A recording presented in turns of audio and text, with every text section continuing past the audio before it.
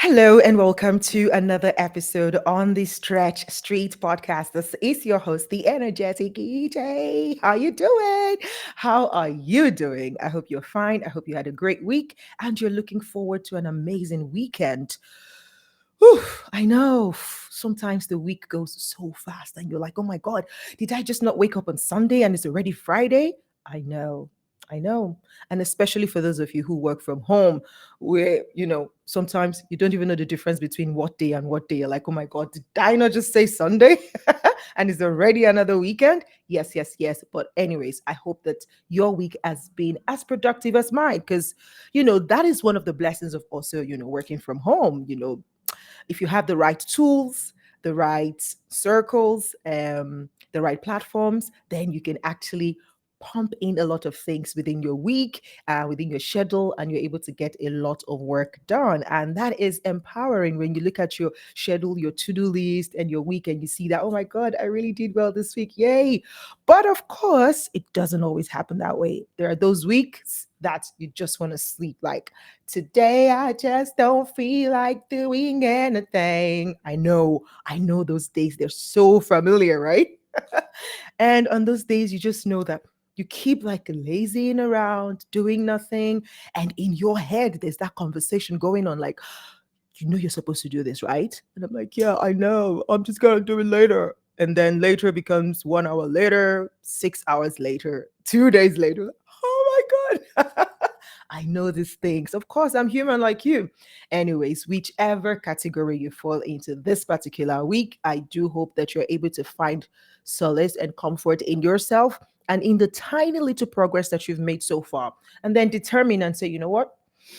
This week, this is how the results are. You know what? I want to change it. I want to make it better. Oh, yeah, I think I did really good and I want to continue with this momentum. Whatever it is, I wish you a very, very successful weekend and a coming week ahead. Okay.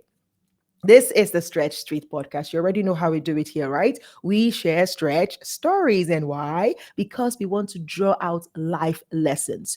You remember that challenges are not exclusive to any of us. Yes, we all go through them. Like for me, for example, since I celebrated my 150th episode, it's been back to back challenges, issues. And I'm like, what's going on?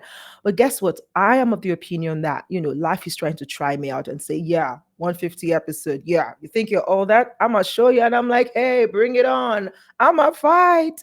I am not going to, live without a fight. And I'm going to focus on the progress rather than perfection. So you could have seen some of my episodes looking somehow or looking funny. That's because on those days, my technology is either my laptop is not working or the platform I wanted to use to record is not working. And I just had to improvise without saying no or procrastinating or pushing it forward to another day. So this is to tell you or to remind you again that challenges are not exclusive to any of us. But the important thing is to learn the lessons that those challenges are there to teach us, because that, my friend, is how you grow your value. Because then when you get to tell people about these things you go through and they look at what you're saying and how well put together you seem, regardless of all the drama going on in the background, then they're like, oh my God, you're such a great person. You're such a strong person. Yeah, well, I am just assuming the posture of learning from all of these challenges that I go through. So today on the show, I have another, I'll say handsome. Yeah. Yes, I have a friend all the way from Ecuador. When he told me he's in Ecuador, I'm like, are you a drug lord? Don't tell anybody. I would say it outside. But he explained to me that no, and he kind of, tutored me, the geography of things. I suck at geography, by the way. So he made me understand that Ecuador is in between Peru and Colombia, right? And so it's just a small city. And where he is quite peaceful, as opposing the general chaos that is going on there. And I'm glad that he is safe where he is. And by the time I bring him on the show, you see his beautiful background. It's so I feel like I should be in that room with him right now. Just look from the window and just look at the beautiful mountains. It looks so beautiful, and I can't wait to share his screen with you. Are you ready? Okay, today on the show I have Jason all the way from Ecuador. Jason Lee, by the way. So, what is Jason doing in Ecuador? Where is Jason from?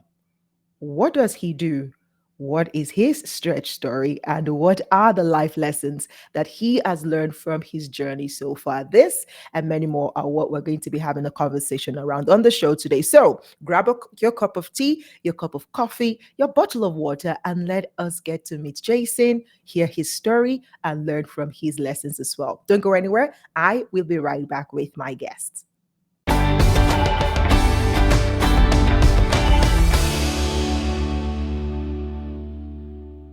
You were so good at that, EJ.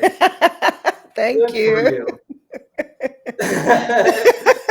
It's just I've heard a lot of intros. I've heard a lot of people, in their different podcasts and kind of what they talk about, but I just love how you set the tone, for everything else, and your energy just flows through you. And again, you're just an incredible speaker, so good for you, EJ. Grazie, I just had grazie. to say Thank that. you. Thank you so much. And thank you for finding time of your busy schedule to be here today. Jason Lee, how are you? Welcome to the show. I thank you very much. Thank you for hosting me. Awesome. So tell us this beautiful story about that background of yours. Like when you chose where you were going to stay in Ecuador, was this mountain view part of your decision? Your point, what's that thing they call it? So one of the yardstick for you picking this particular, yeah, Oh location. yeah. Oh, absolutely. So, what brings me down to Ecuador is my girlfriend is Ecuadorian. And so I had a chance to visit the country before, and having visited and enjoyed being here, it was one of the things I always had in my head as, a beautiful place to live someday. But of course, at the time I was living in Miami, and I lived in Miami for 3 years. And during that time, it started getting really hard, and it started getting really kind of, especially as a person who's trying to focus on building a business and trying to focus on building a career. Miami is filled with distractions, at the end of the day, and so and it's not the cheapest city to live in either, so oftentimes it becomes counterproductive to what I'm trying to get to. And the whole reason why I left my corporate career is so that I could focus on my business. So that to me is more important than most anything else in the world right now, just to make sure that that does well. But eventually, when I realized that Ecuador would be a really unique experience to be a digital nomad in, live just a few months abroad and just kind of see how I like it. 1 month turned into a few months, turned into now 10 months, being here. And I probably will stay here another year, quite honestly, just because I'm loving it. And of course, again, you can kind of see by the view, it's absolutely beautiful. But one of the most important things to me is a lesson that I learned back in New York City, which is back when I used to work in that city. You pay so much money for so little at the end of the day. Mm, And whether it be standard of living, whether it be living conditions or your size of your apartment, a studio, still running for $2,000, $3,000 sometimes, wow. just for a studio without even a door, Wow. to your kitchen and everything. So, you're paying all this money, and then what's in front of you in your view? Do you have a beautiful view of a mountain and Central Park? No. You have a view of a beautiful building with another person living their life right across from you. And that's all you see every day is you just look into someone else's window, into some other building, and that's you never, and when you live every day like that and you live in your box and everything, man, it's really difficult. So I always Mm, promised myself I would always choose and make a conscious effort to live in places that I would always love just living around and seeing every day. Like to me, it's very important, especially working from home, being in an environment that I can see and love. And so I kid you not, when I was looking for the apartment here in Ecuador, we looked at probably close to 20 to 25 different units. wow. And every single one of them I was so picky about, because not that they weren't pretty or Good, not that yeah. they wouldn't have necessarily good views. Like some of them had great views, but what I really wanted was like this specific view, which is of the mountains, of the valley, Mountains. and having nothing in front of me. And there was only one row of buildings that has an unobstructed view. And through that row of buildings, I just went down trying to figure out which one is the best one. And again, was able to find this apartment and find my It way here. And now I'm absolutely, it is yeah, gorgeous because I can just thank like you. I could just like imagine waking up like sometimes I don't know how dark it gets when you turn the blinds off, when you Sure. turn the blind closed, but like just like I just feel like every morning when you wake up and just open the blind and just see the vastness and the beauty and the nature, I was like, oh God, okay. I think I can do this. Like today's just gonna be a good day. Yeah, it's gonna be a good day. Exactly. And like I another love big it. part of that is like natural light. Getting a lot of sunlight is extremely important in your home. And in Miami, my problem was that I faced the shadow of the building. Love the So the sun would building. always go on the other side. So it would be bright out, but I would never have sun. And I would always be in the Mm, dark in some like way. And wow, I so for love. me, I realized I never want to do that again. I need to find an apartment that has direct sunlight that comes in because when I open the curtains in the morning, I need to feel that sun on me, to really wake up and Absolutely. then have I my love coffee. it. I love it. I love the details and that you the thoughts that you put into it. And it's just lovely. Like it may seem simple or like vain, but no, like because you already know what the kind of things that you want to have around you to make you productive. And it's just lovely to get into that story. Okay, Jason, what is your philosophy about life? Ooh, there's a lot of philosophies I have about life. Um, there's a lot of different areas of philosophies that I have about it. I think in general, when I think about happiness and fulfillment, those are kind of two different philosophies because happiness can mean many different things and doesn't have to always mean the traditional sense of what people will think. So some people think money is happiness. Hmm. Oh, if I have a mansion, if I have my nice sports car, if I have my Rolex watches, if all this stuff, I'm going to be so happy. But that's not happiness, and stuff like that. And then there's also fulfillment, Hmm. because in life you have to feel fulfilled, and if you don't feel fulfilled, you feel empty because you Yeah. almost don't know why am I here, what am I doing, and so again, there's a very specific balance between happiness and fulfillment that's really important for people to find. Hmm. And again, one doesn't necessarily mean the other, so it's important to have a balance between both. I love that. But with that is also connection. And I think a connection to people is extremely important. And you could feel somewhat fulfilled and you can be somewhat happy, but if you don't have that human connection with anyone else, maybe you feel fulfilled because you're coding and you're doing that. And maybe you're happy because you did something, you got a paycheck. But if you're not talking to people, if you're not communicating, if you're not doing Hmm. these things, all of that stuff is going to be extremely, again, empty. So there's a Empty. certain balance that comes with happiness, finding something that really fulfills you, and then from there, I'm Wow. sorry, so someone that something that really fulfills you, and then from there, having connections with Connection with people, people. specifically your significant other, and being able to build a life around that. And I think if you find a Hmm. balance between those three things, ultimately you'll travel through life, as a very content person. I love that. I love that you used that word at the end, content person, and that is beautiful because, like you said, happiness can be anything and it comes and goes, but that contentment is priceless. When you are content with what you have per time, like nothing can shake you. Like you're like, okay, this happens today. We're gonna go through it. And yeah, I love it. Okay, so Exactly. tell me one fun thing about you.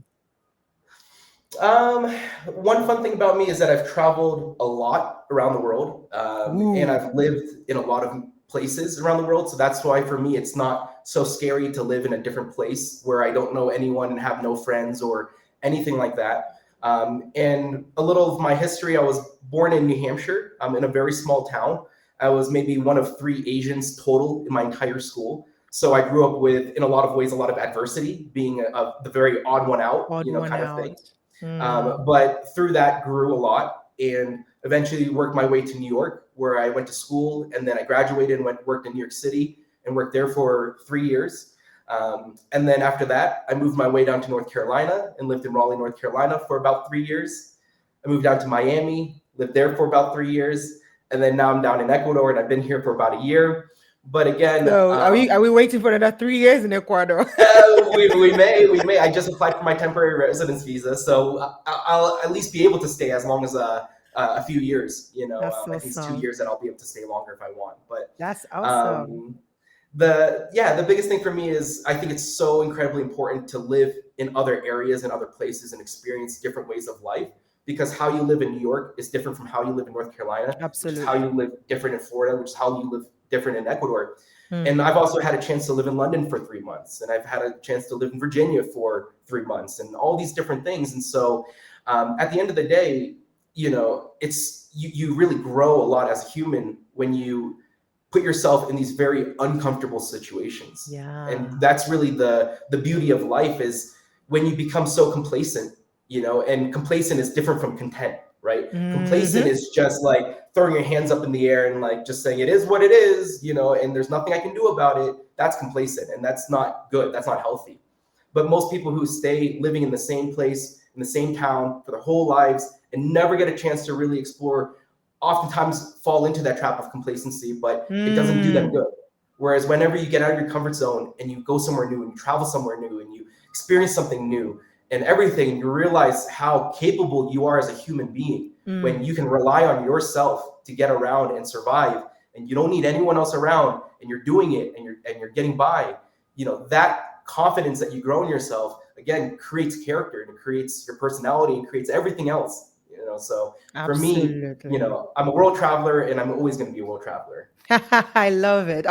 I'm just curious to know, like, what is the connecting factor between you moving so much? Is it like work related, Yeah, or is it just personal stuff? absolutely. It was a lot around work. The biggest thing for me in New York City was at the kind of 3.5 year marker. I was just feeling the burnout, and it was just the grind of paying so much, never saving anything, not being able to Mm. take vacations and travel because I have no money, because I'm spending that all my rent and food, just to live in New York City, all these kind of things. And Mm. so at a certain point, it's like, why am I doing this to myself? If I move to North Carolina in Raleigh, where the cost of living is much lower, I can easily find a tech job down there, and I can have an apartment, and I can live much, much better and have a better standard of living. I can actually Yeah. own a car. I didn't have a car in New York, but now I can have my own car and drive myself around. Like, freedom. And so Mm. why am I doing this to myself in New York and making myself miserable? And so I told Wow. my bosses, look, I can't do it anymore. I'm not happy, and I really want to make a change. And so I'm moving to North Carolina. And At the time, thank God, because I was working at such a great company, and at the time it was Salesforce, which I worked there for 7 years. But this was maybe like my third year in. They told me, hey, like, don't leave. We'll just transfer you down to North Carolina. Why don't you support the region down there and continue working with Oh, us? But that way, you're happy, but you're still working with us. So I was like, oh my yeah. gosh, like, That's like yes, double please. blessing. Yeah. And so that brought me down there, and then the story about me moving from North Carolina to Miami. When I started my entrepreneurial journey, my co-founder, he was from Miami. I was living in North Carolina, and I invited him up to North Carolina to say, look, I want you to move closer to me. I want us to build our business together in person more, and be together more in the same city. Hmm. Come visit. I'll show you how amazing North Carolina is, how beautiful it is, and everything. And think about it. And he came up and he saw it, and he was like, okay, this is good, but you've never You seen come. Miami. You need to come see I Miami. love it.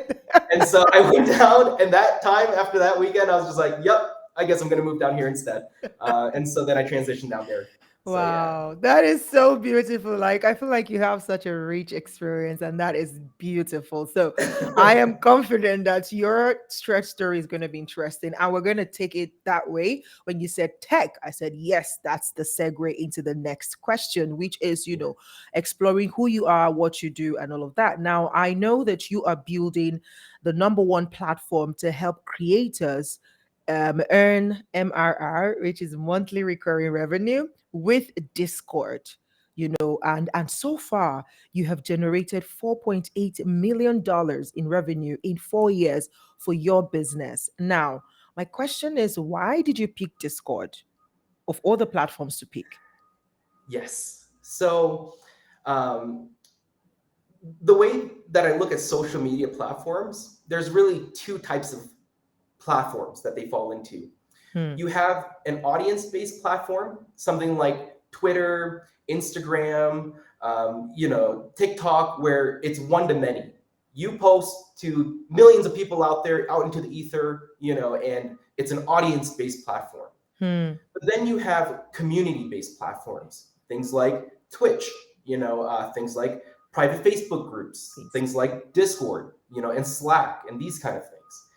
And they are more of a many to many kind of Hmm. relationship, where Community. now Hmm. you're actually engaging with people, and other people are engaging with you, and you have this ability to to really build, almost like a tribe and a community, around something. And so the way that I kind of fell into it was, when I was working at Salesforce towards my later years, I used to work from home. And so I used to just day trade a lot in the stock markets. And in the first 2 years, I didn't do very well. But in my third year, I started getting a lot better and a lot more serious. And my friends started kind of taking notice of that. And they started coming to me saying, hey, Jason, can you teach me how to use this app? Can you teach me what you're looking at? Or does this work? And how does the stock market work? And can you teach me these things? And it went from me teaching one friend to then him telling another friend to them kind of coming to me and a few more friends. And then I kind of started realizing, hey, there's enough people who want to learn from me that I could probably create a business from this.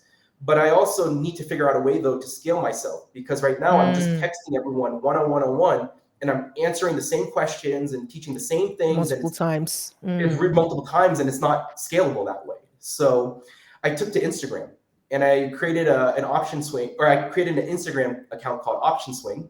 I took options trading, which is what I'm doing, and swing trading, which is when you buy and hold, and I kind of merged it together and called it OptionsSwing. And with that, I started creating my own infographics. I created my own watch lists, my own news posts, my own, everything about what I was doing. And in our first month, we got to 1,000 followers, all organic. And then by the second month, we got to 2,000 followers. And at that point, I started getting a lot of DMs from people asking about Discord. And at the time, I didn't know much about Discord. I knew video gamers used it a little bit, and they do it for like something with that. But why are they asking me finance education and Discord together? But when I looked at the platform, I realized it's literally taking the best of every feature of every platform out there and bringing it into one place. Oh, I can do text, I can do audio, I can do video, I can live stream classes every single week. I can make read-only channels and put content in there and make libraries and build enough value that I could really justify charging a membership and teaching through this private space. But then came the other side of the equation, which is how do you actually go about doing all of that? The concept is great, but how do you get someone from your website to a checkout screen, collecting and authenticating that payment? How do you send them into Discord in hopefully a matter of a minute with applying the permissions so they can see everything and have the right, role to do everything and access? How do you give them a self-service portal so they can come and cancel their membership on their own, update their own payment settings, download their own invoices, all of that stuff without ever coming to the owner? Because every time someone coming saying, hey, I want to cancel. Hey, I want to cancel. Hey, I want to update my email. Hey, I want to update my payment. Every time it's 5-10 minutes out of your day to go fix that case. And when you're doing this with a large community and you're spending 3 to 4 hours a night just doing customer support cases, how do you have enough time to actually focus on what's most important, which is scaling and marketing and growing the community? So using my engineering background and the universe bringing the right people in the right time, the right place, I met my CTO, Roberto, who has been an absolute phenomenal person in my life. And him and I, we designed late night, every night, a platform. And then once it was ready, we launched OptionsSwing as a business. And we went from $0 to $1 million in our first 10 months of business. Wow. We hit 1.5 million at our 1.5-year marker. And then it was at that point that I realized not only was I building a significant education business, but this entire software that we built in-house that's running and managing and scaling everything could probably be used by tens of thousands of other businesses in Discord. So why not just create a second company, make it a B2B SaaS platform, and then offer it out, to those folks, which I inevitably did. And so that's what kind of led me into my journey of building around Discord and owning my own education business in Discord, but also my own software business supporting Discord communities. Wow, that is such a beautiful journey that you shared. Just from looking out, seeing a problem. And I think that's like, generally what we talk about when we talk about, creating a business, seeing a problem, creating the solution, and then making that solution available to a lot of people. And I just love how your journey have progressed over the years. That is so fantastic. So you spent time creating resources that someone mentioned, I think in one of your posts would say, well, it will be well worth $5,000. Why are you giving it out for free? And rather than think about that on your end, you actually went ahead, updated the same resources and info and guide, and you still gave it out for free. Why? Who are you? Tell us about that. For me, it's just time at the end of the day. It doesn't cost me any money necessarily to create and build these guides and really share my knowledge. Um, to me, I feel like people oftentimes do it the wrong way, Mm, where again, they try to go for the quick paycheck or the quick money versus the long term relationship. mm, And if you try to push a Notion guide or not a Notion guide, but a course or an ebook, I'm not saying it's a bad thing. I'm saying it's a great add-on strategy to everything else you're delivering, but it shouldn't necessarily be the main core revenue product that you're leading with, per se. mm, But with that, whenever you have to paywall those kind of things to get access to it. Yeah, the quick money that comes in is great, but it's not much because it's not going to convert as well as something that's free. The amount of people that would mm, actually want to engage for free. And so, what is ultimately the point of what you're trying to sell? If it's really just a guide that ends there and there's no continuation, there's no other solutions beyond it or no other things beyond it, it's just that one guide and that's it. Okay, then that's a one-time product. Fine. But what I'm building, is essentially within the creator economy. I want to inspire and show other people that I am literally living abroad, in another country. I work from home, I have my own business through online, internet, and it's through Discord. That's free, which is amazing, and I don't have to pay extra money necessarily to own my own Discord server, and all of these things are possible to do.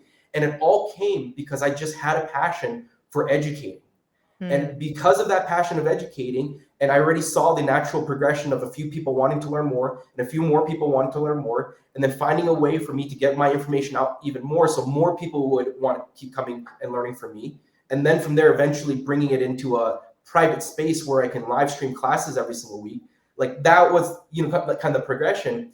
But when you build a Notion guide and when you build these assets, it's so much more effective for me to get that in the hands of as many possible people as I can get to inspire them that, wow, I can't believe that not only did he do this, but he's literally laying it out for me on how he did it and how I can literally do it myself, and some examples of other real communities today that are also doing it in different industries or different niches, we will call it. And it's through that people actually come in, and mm. that's honestly been one of the most effective marketing methods that I've been doing with Ternary, because we average probably about 4 to 5 demos a week right now, just for me Wow. tweeting about this, and giving out a guide and people seeing the pinned message and downloading that guide and all this kind of stuff. It leads them all ultimately to a Calendly link, which is being Mm. able to book a demo with us. And That, through yeah. that, it's a lot more effective for me to, scale than necessarily trying to sell my guides as I'm trying to pitch my business, as I'm trying to sell a service, as I'm trying to do everything else. It's hard. I love it. I love it. That's quite interesting. Did you come about this, would I call it a strategy on your own, or was it something you learned on your journey as you progress in business?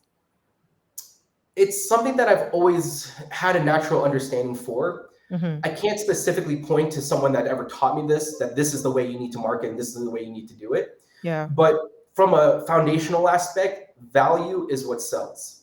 And as long as you provide value, things will always happen. And so I just see, especially on the social media landscape, having now grown my own Instagram account. So we have 430,000 followers on our OptionsSwing Instagram account now at this point, and over the 4 years that we've been growing it. And so through that, I've seen a lot of accounts, small ones, medium-sized ones, big accounts, and everything. And I always kind of observe what are people doing well and what are people not doing well. And Mm, it's always the posts where it's like, look at me, or things that provide no value, that never get any engagement or complaints or things like that. Again, when you don't add value, everyone has problems, everyone has complaints, everyone has issues, but there's a lot of negativity already in this world. So if you're absolutely. just another vessel of that negativity, spreading that out there and trying to provoke people into engagement, that never works.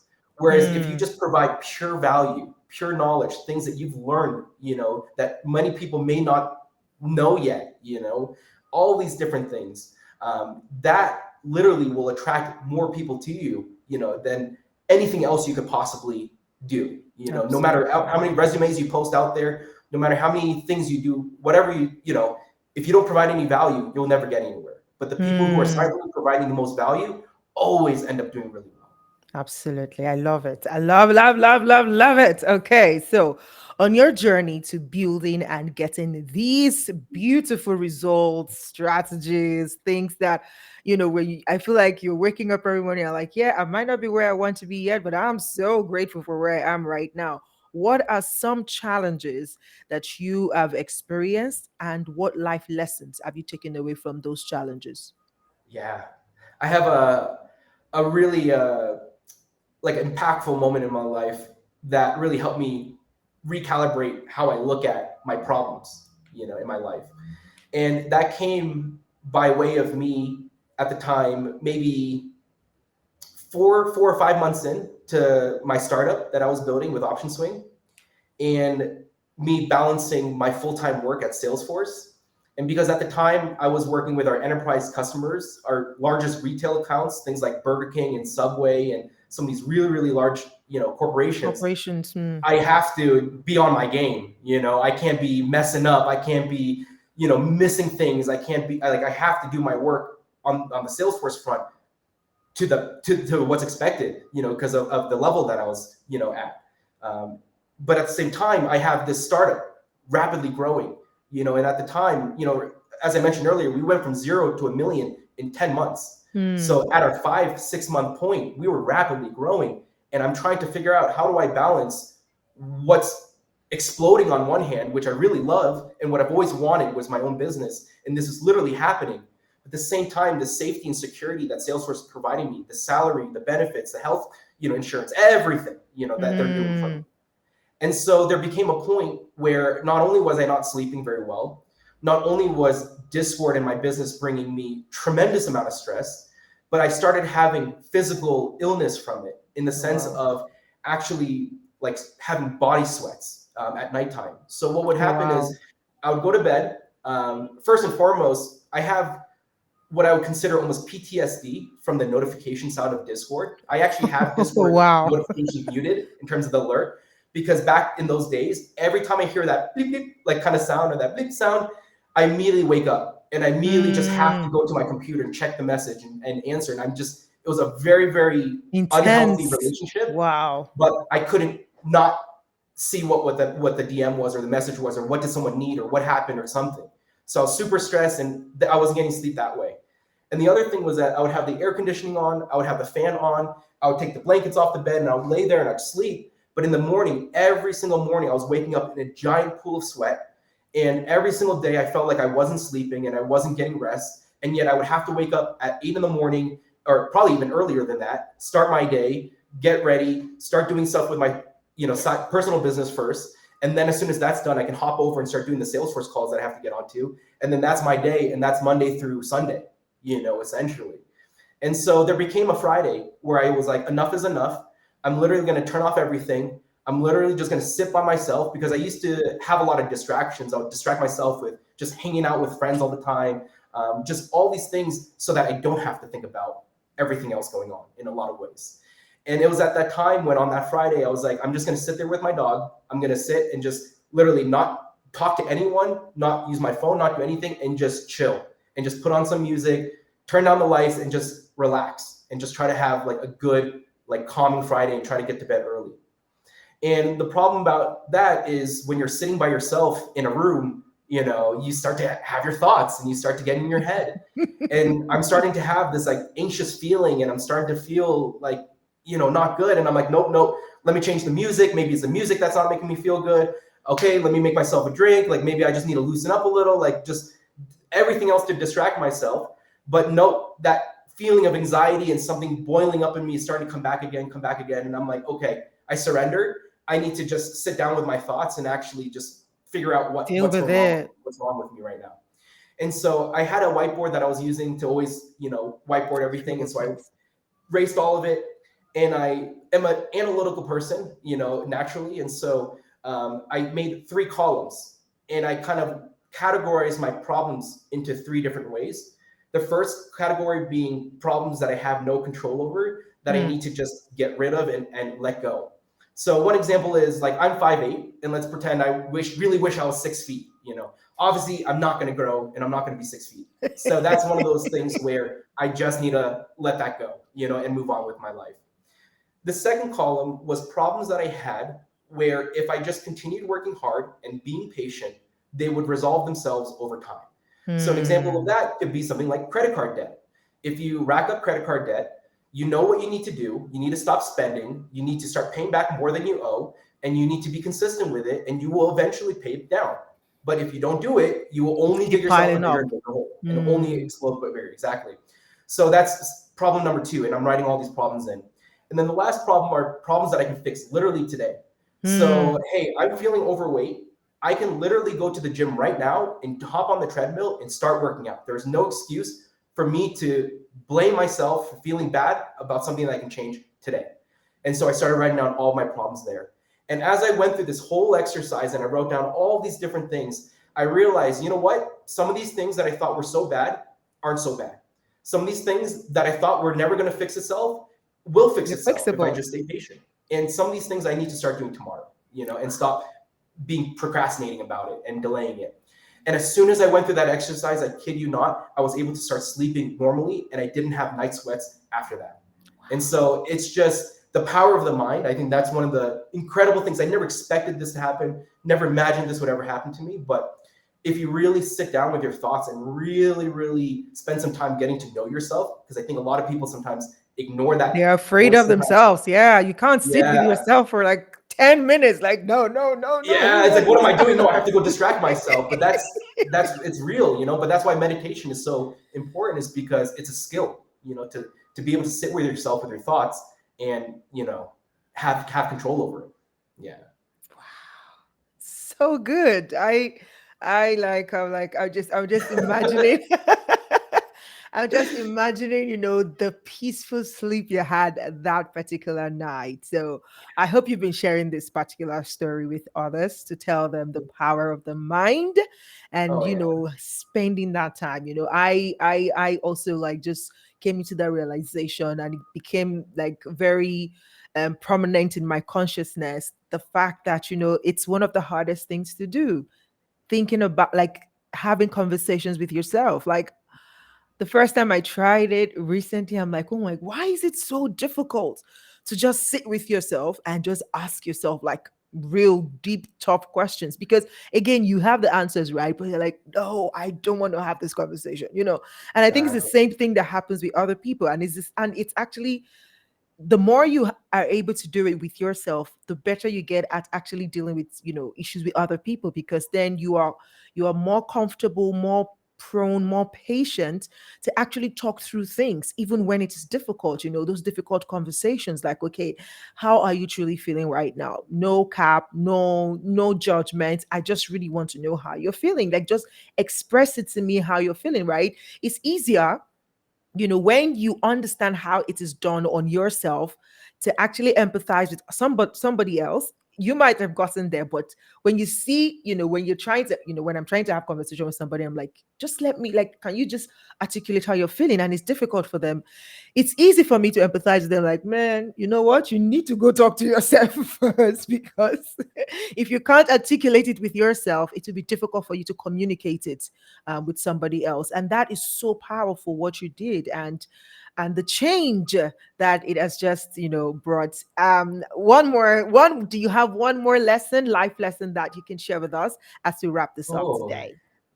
Hmm. I always have a lot of life lessons that I can share. Um, it's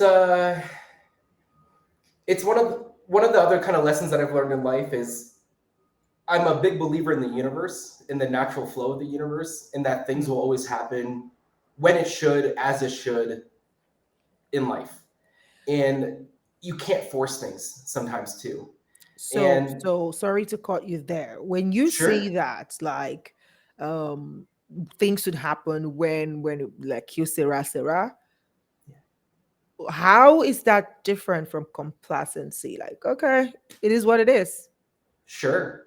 So it's almost like when things are happening throughout your life, um, oftentimes as they're happening, you never know why it's happening, Okay. and you never know, and especially the hardships, most Yeah. especially the hardships Yeah. in life. Mm.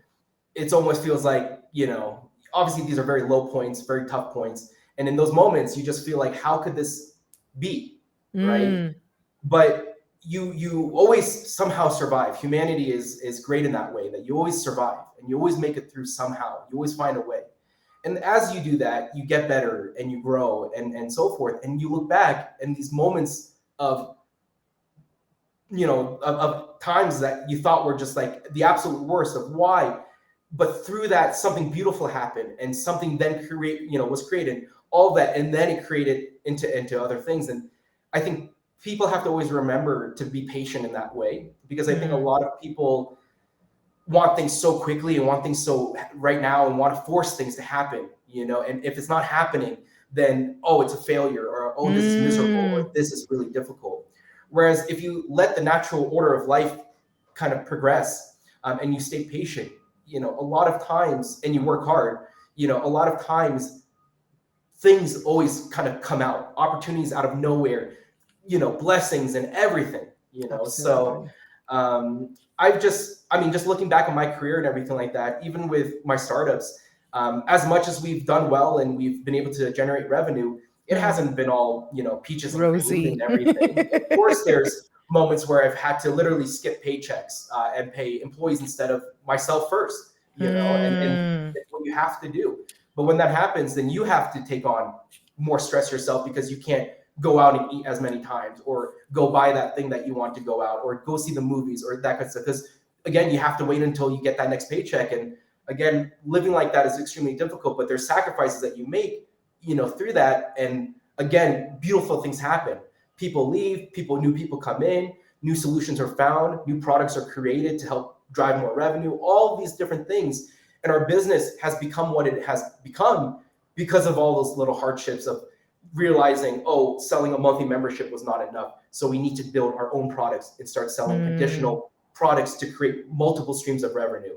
Oh, Mm. outbound selling and DMing is not enough. We need to start inbounding more people and bringing more people into scale. And all these different things of hardships, happening, but through that, finding solutions and growing from it.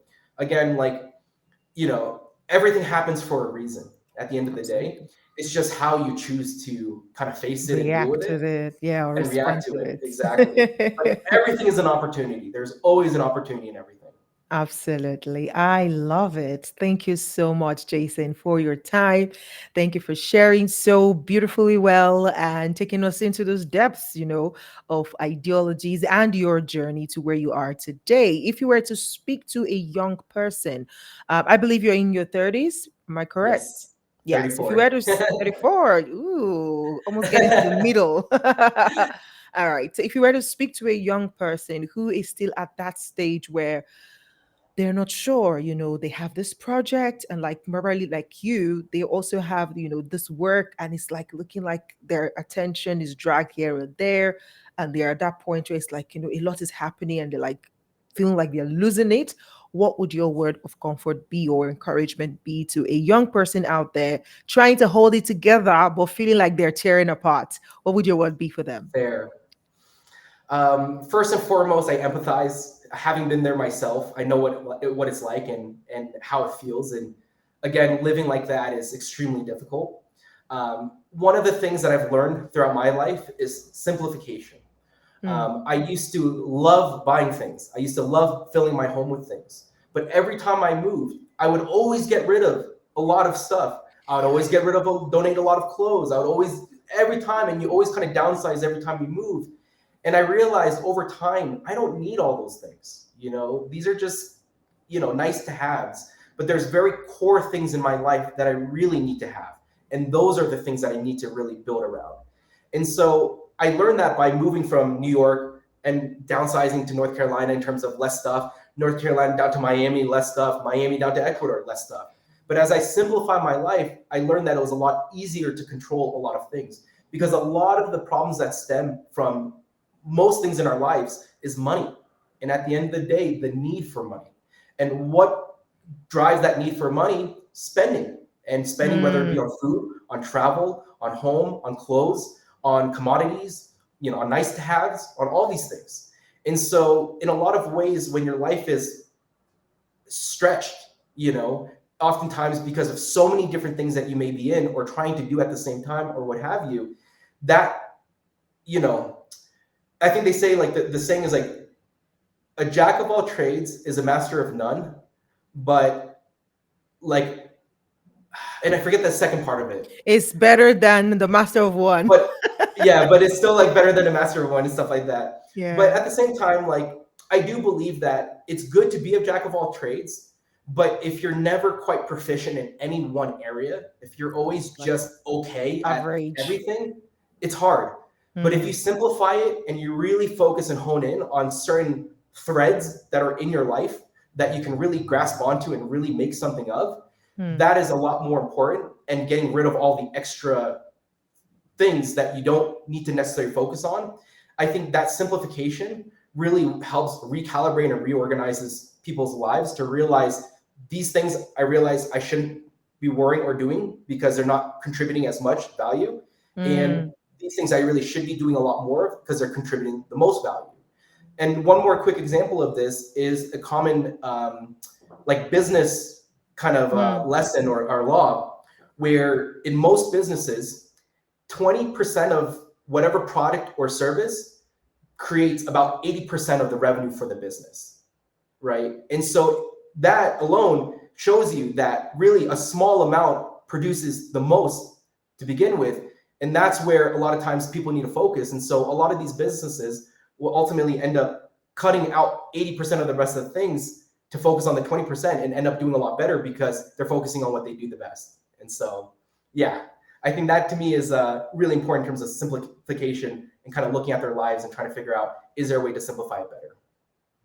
Wow. I think, as you were speaking, I was just like trying to look for a phrase to say it feels more like less is more, Less is honestly. more. It is Less always is in that more. way. Absolutely. Woo! What a fantastic conversation I've had with you today, Jason. You are amazing. Thank you so much for coming on the show, and thank you for sharing your story and your life lessons. We do not take it for granted. Thank you. Thank you so much for having me, EJ. It's an Awesome. absolute honor. And I absolutely love talking to you. We've talked several times throughout Twitter Spaces, and now I finally had an opportunity to be on your podcast, which I absolutely love. But again, I just appreciate you so much and your energy that you bring, and again, your mission of helping people through their voice, and being able to impact people. I think that's just so beautiful, and I want to help continue that message and help you on that message as well. So Thank I'm happy to be you. here. Thank you so much. All right. Okay, guys. So if you are here, I hope that you've learned something from Jason's story. If you have any questions for Jason, I am going to, bring him back on stage and just ask if we wanted to connect with him. Hi, Jason. Welcome back. If we wanted to connect with you, how do we do that? Yes. So you can find me on Twitter. My handle is the J Asian. I also have an Instagram with the exact same handle that you can follow as well. And then you can also follow me on LinkedIn under Jason Lee. And otherwise, I'm always open and happy to talk to anyone and everyone, especially if I can provide any advice or guidance or help, in any regard. And so don't ever hesitate to reach out because at the end of the day, just like EJ, we are here to help. So reach out when you want to. Oh, so kind. Talk to everyone and anyone. That is so true. If you slide into his DM, he's going to respond. And it is beautiful to know. Thank you, Jason. I'm coming from my own one on one session with you. Okay. Please don't shut the door. Never.